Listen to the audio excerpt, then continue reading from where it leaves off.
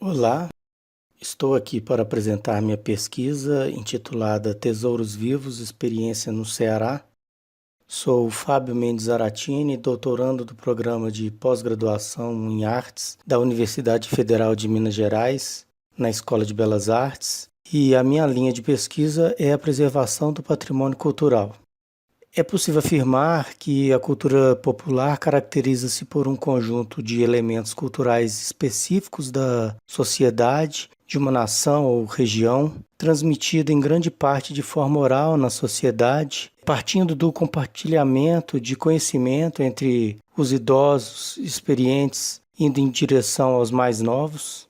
Abrangem um conjunto de manifestações criadas por um grupo de pessoas que tem uma participação ativa. A cultura popular brasileira se compõe por diferentes categorias culturais, ocasionadas muitas vezes pelo próprio regionalismo.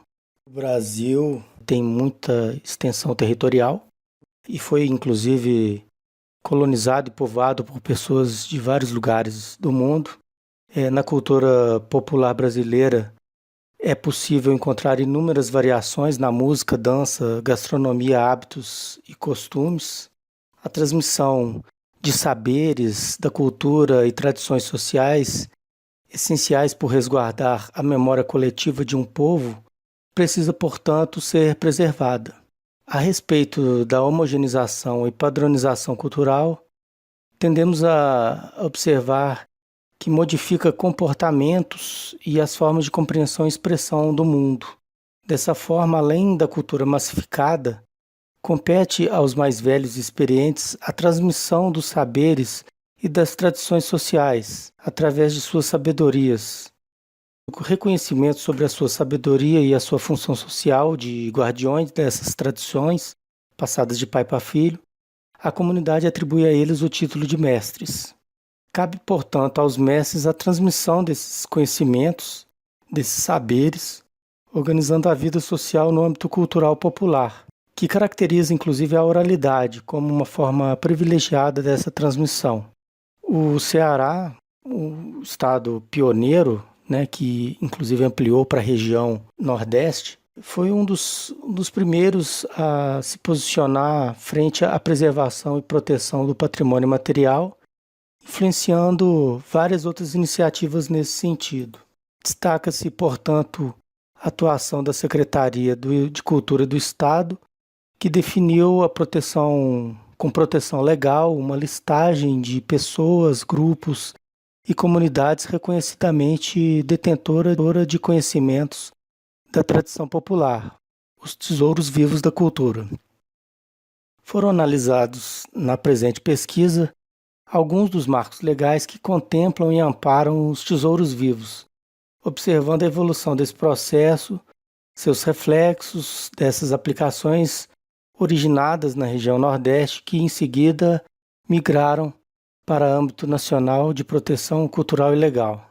Como marcos legais na proteção de tesouros vivos brasileiros, é possível citar a Constituição Federal de 1988 e a Convenção da Unesco de 2003 como os primeiros instrumentos legais estabelecidos nas políticas culturais que incluem a proteção do patrimônio material, a patrimonialização, o reconhecimento de bens intangíveis e, dentre tantas questões, principalmente em relação à preservação dos tesouros vivos ou cultura.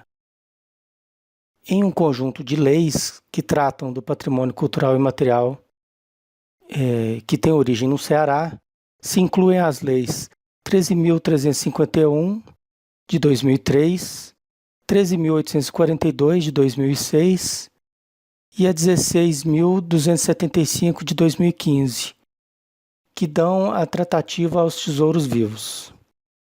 Torna-se relevante que, ao tornar-se mestre de cultura tradicional popular, essas pessoas passaram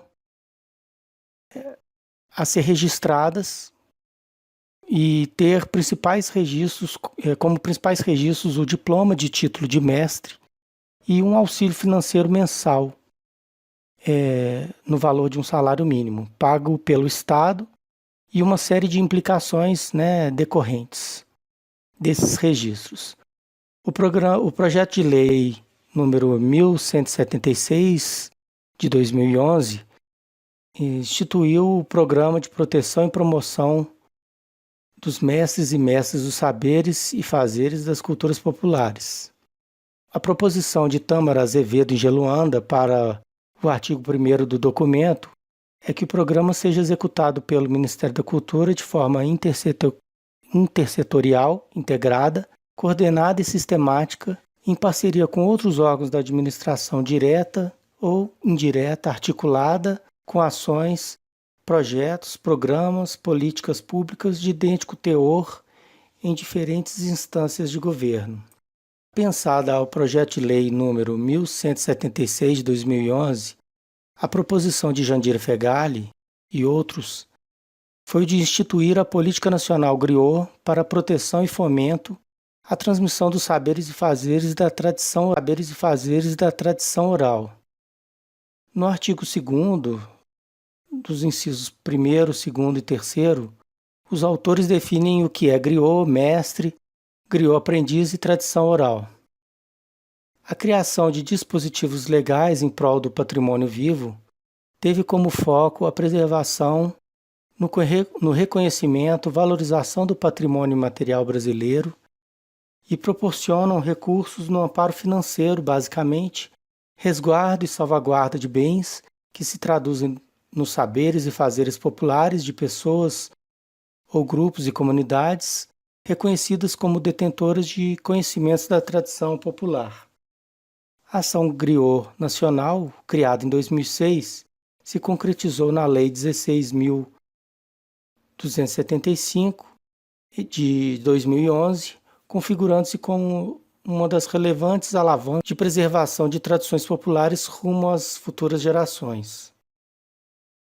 Tais dispositivos legais, que se iniciaram nos estados do Nordeste, migrando-se para Pernambuco, Alagoas e Bahia, ampliaram a abrangência no território, evoluindo como lei nacional, a chamada Lei Griot. Através do levantamento de dados documental, verificou-se a nomeação de 70 mestres da cultura.